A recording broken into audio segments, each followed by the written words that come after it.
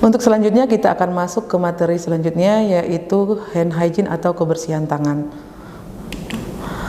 Pendahuluan, untuk kebersihan tangan merupakan suatu tindakan yang sederhana dan sangat efektif untuk mencegah penyebaran mikroorganisme dan dapat menurunkan angka kejadian infeksi di rumah sakit atau yang biasa kita sebut dengan HAIS. Nah, yang kedua, kebersihan tangan ini merupakan sentral dari pasien safety.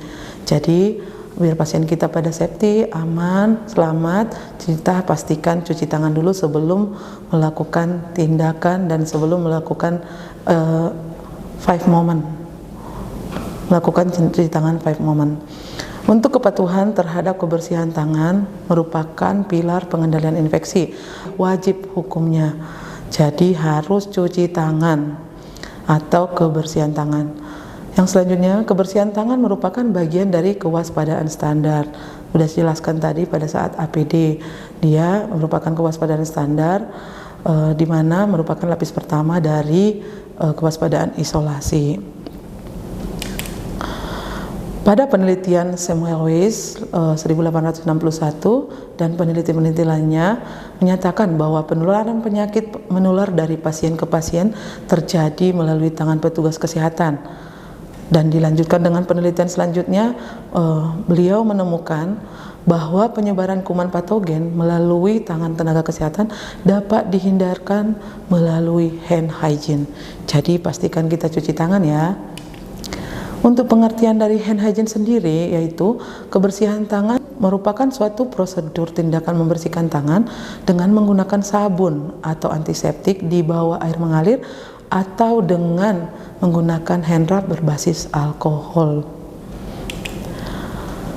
Tujuan dari hand hygiene itu sendiri yaitu untuk menghilangkan semua kotoran dan debris serta menghambat atau membunuh mikroorganisme pada kulit, dan merupakan salah satu cara untuk pencegahan infeksi. Siapa saja sih yang harus melakukan hand hygiene? Ternyata semua yang ada di rumah sakit wajib melakukan hand hygiene, yang mulai dari dokter, dari perawat, dari petugas kesehatan lainnya, dari petugas yang bekerja lainnya seperti security, petugas gizi, petugas mortuari, atau bahkan pasien atau keluarga pengunjung rumah sakit, siapapun itu wajib cuci tangan. Untuk teknik kebersihan tangan dipastikan dilakukan. Yang pertama, sebelum melakukan kebersihan tangan, pastikan aksesoris cincin termasuk cincin kawin dan jam tangan atau arloji tidak digunakan. Kenapa? Karena pada penelitian kulit di bawah perhiasan itu akan membentuk kolonisasi yang berat sehingga sulit untuk dibersihkan atau didekontaminasi. Yang ketiga, memakai perhiasan akan sulit menggunakan sarung tangan, misalnya menggunakan cincin. Pada saat memasukkan sarung tangan kemungkinan akan sulit dan bahkan akan membuat sarung tangannya bocor atau robek. Jadi dipastikan tidak menggunakan perhiasan tangan. Yang keempat, kuku harus pendek. Kuku harus pendek dan bersih. Jangan ada kuku palsu ataupun pewarna kuku atau kuteks. Yang kelima, setelah melakukan hand hygiene, tidak boleh menyentuh permukaan lingkungan. Misalnya nih, saya memasang infus, sudah melakukan cuci tangan, menyuntikkan obat, saya mau cuci tangan, terus sebelum saya suntikan obatnya, saya memperbaiki dulu selimut pasien. Itu tidak boleh. Mendingan habis cuci tangan, langsung suntikan obatnya, baru memperbaiki selimutnya. Terus yang selanjutnya, tidak menambahkan sabun cair atau antiseptik. Misalnya nih alkohol hand rub yang kita gunakan tinggal 1/4. Nah, kita mau mengisi ulang itu tidak boleh karena kadar alkoholnya akan berkurang. Jadi pastikan habis dulu, dibersihkan dulu botolnya, baru boleh diisi ulang. Yang selanjutnya, bila mengisi botol antiseptik, bersihkan hingga bersih dan kering, yang seperti saya jelaskan barusan. Yang kedelapan, setelah melakukan hand hygiene tidak boleh menyentuh permukaan sebelum lingkungan, ya seperti yang saya jelaskan tadi. Terus yang kesembilan, lotion untuk meminimalkan iritasi kulit. Silahkan kalau mau menggunakan lotion agar kulitnya tidak kering dan tidak rusak. Menurut WHO ada 2 cara kebersihan tangan. Yang pertama yaitu cuci tangan dengan air mengalir dan sabun jika tangan terlihat kotor. Untuk waktunya itu 40 sampai 60 detik. Yang kedua, gosok tangan dengan hand rub berbasis alkohol jika tangan tidak tampak kotor. Untuk waktunya 20 sampai 30 detik. Namun, setelah 5 kali menggunakan alkohol atau hand rub, silahkan cuci tangan dengan air dan sabun. Ingat, cuci tangan dengan hand rub tidak bisa menggantikan cuci tangan air dan sabun. Misalnya, tangan terkontaminasi cairan tubuh pasien, misalnya darah, pada saat memperbaiki infus. Niatnya membersihkan dengan hand rub, tidak bisa. Kalau tangan kondisi kotor harus dengan air dan sabun. Setelah melakukan hand hygiene, jangan menyentuh kembali area permukaan lingkungan sebelum melakukan tindakan. Tetap ditekankan lagi, setelah hand hygiene jangan menyentuh kembali area permukaan lingkungan sebelum melakukan tindakan. Kapan kita menggunakan hand rub? Yang pertama, kondisi emergensi di mana fasilitas cuci tangan sulit dijangkau. Ya, misalnya kita lagi mau menginjeksikan obat. Wastafel pastinya adanya di luar dari ruang perawatan pasien. Jadinya kita bisa menggunakan hand rub, tapi tetap kondisinya tangan kita tidak kotor. Terus yang kedua, gunakan alkohol untuk antiseptik tangan atau pada kondisi yang tidak memungkinkan melakukan cuci tangan. Yang selanjutnya, saat ronde di ruangan yang memerlukan desinfeksi tangan. Yang keempat, bukan pengganti cuci tangan. Tetap kita tekankan bukan pengganti cuci tangan, karena kalau cuci tangan dengan sabun pada saat kondisi tangan kita lagi kotor, itu harus dengan cuci tangan. Jangan pernah menggantikannya dengan hand rub. Kalau kena darah, kalau kena kotoran pasien, kalau kena urin pasien, jangan dengan hand rub, pastikan cuci tangan dengan air dan sabun. Yang kelima, lakukan cuci tangan dengan air setelah 5 kali menggunakan hand rub. Ini saya akan menjabarkan 5 saat melakukan praktek kebersihan tangan atau yang disebut dengan 5 moment. Yang pertama, sebelum kontak dengan pasien. Sebelum kontak dengan pasien, hand hygiene atau cuci tangan atau kebersihan tangan segera saat mendekati pasien atau sebelum menyentuh pasien, dilakukan di antara kontak dengan area perawatan dan kontak dengan pasien, di dekat pasien. Di setiap bed pasien kita menyediakan hand rub. Silahkan cuci tangan dengan hand rub yang ada di dekat bed pasien sebelum menyentuh pasien. Jangan cuci tangan dari nurse station baru menyentuh pasien, karena kemungkinan besar kita akan menyentuh lingkungan dulu sebelum sampai ke pasien. Jadi lebih baik sebelum menggunakan hand rub yang di dekat pasien. Terus yang kedua, itu sebelum tindakan aseptik. Tindakan aseptik itu seperti apa? Masang infus gitu ya. Nah, jadi lakukan segera hand hygiene sebelum menyentuh bagian tubuh yang beresiko infeksi.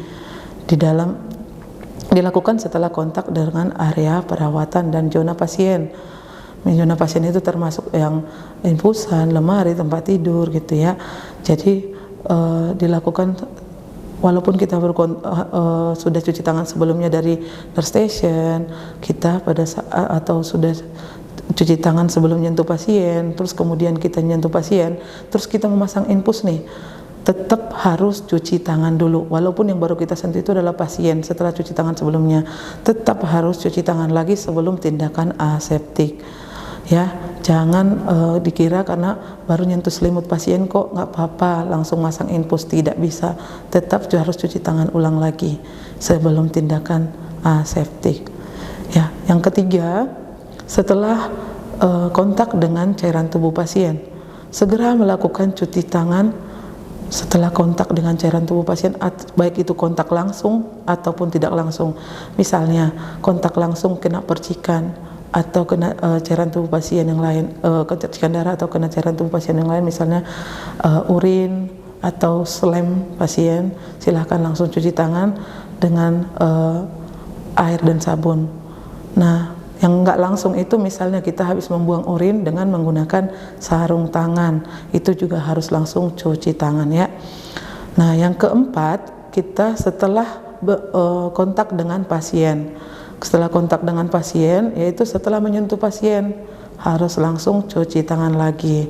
Bahkan sebelum misalnya kita habis menyentuh kulit pasien, nah kita mau memperbaiki lemari pasien, otomatis dari kontak pasien ke lingkungan itu juga tidak boleh. Habis kontak dengan pasien harus tetap cuci tangan dulu baru menyentuh lingkungannya ya.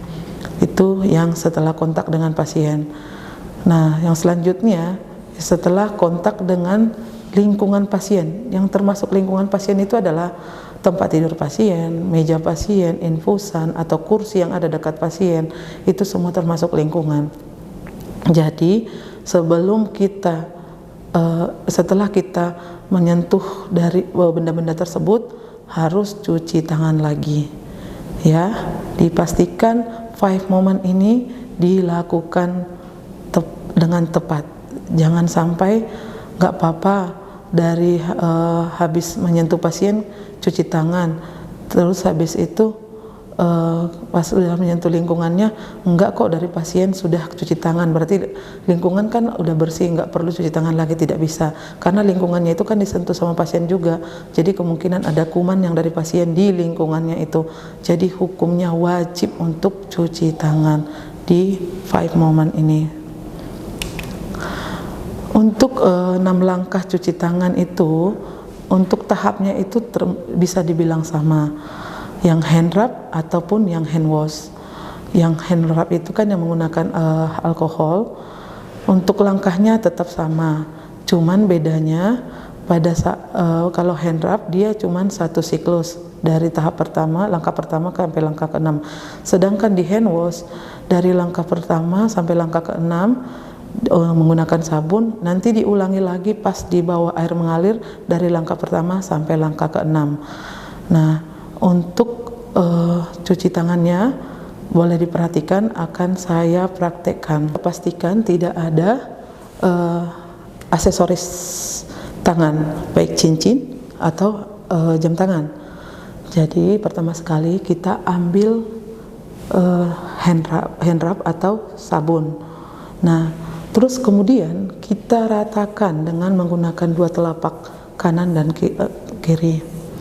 Kita biasanya menggunakan 4 kali putaran, 1, 2, 3, 4. Setelah itu kita masuk ke punggung dan sela. 1, 2, 3, 4. Begitu juga dengan tangan sebelahnya, 1, 2, 3, 4. Diingatkan lagi, punggung dan sela jari. Nah, yang langkah ketiga yaitu telapak dan sela. 1, 2, 3, 4. Dipastikan telapak dan sela. Selanjutnya kita masuk ke mengunci punggung jari, saling menggosok telapak tangan. 1, 2, 3, 4. Selanjutnya kita masuk ke tahap yang ke-5, yaitu tangan kiri jempolnya digosok oleh telapak tangan kanan sambil jempolnya menggosok dari atas ke bawah, dari telunjuk ke bawah seperti ini. 1, 2, 3, 4. 1, 2, 3, 4. Seperti itu. Dan yang terakhir adalah yang tangan kanan dikuncupkan, telapak tangan kiri digosok. 1, 2, 3, 4. Dikuncupkan dan digosok. 1, 2, 3, 4. Seperti itu. Dan habis cuci tangan, tidak menyentuh lingkungan lagi sebelum melakukan tindakan. Selanjutnya kita akan menjelaskan tentang cuci tangan khusus untuk bedah. Ini untuk langkahnya sama, tapi sebelum 6 langkah itu ada tahapan dulu, yakni itu pertama mengambil cairan alkohol, terus tangan kanan direndam dulu sekitar 5 detik, terus diusapkan ke seluruh tangan sampai ke siku. Begitu juga dengan tangan sebelahnya, diambil alkoholnya, terus direndam jari sebelahnya sampai 5 detik, terus habis itu diusapkan sampai ke siku. Habis itu baru diambil lagi alkohol selanjutnya, terus alkohol tersebut untuk langkah yang ke-6 langkah dilakukan sekitar 20-30 detik. Baiklah, sebelum saya mengakhiri penyampaian materi ini, saya akan menyampaikan satu pertanyaan yang nanti akan bisa dijawab oleh teman-teman di sesi post test. Pertanyaannya, coba sebutkan 5 moment secara berurutan dengan benar. Nah, dijawab ya. Baiklah, demikian presentasi dari saya tentang hand hygiene dan APD. Semoga bisa dipahami, semoga bisa diterapkan dan bermanfaat buat kita semua. Terima kasih dan salam sehat.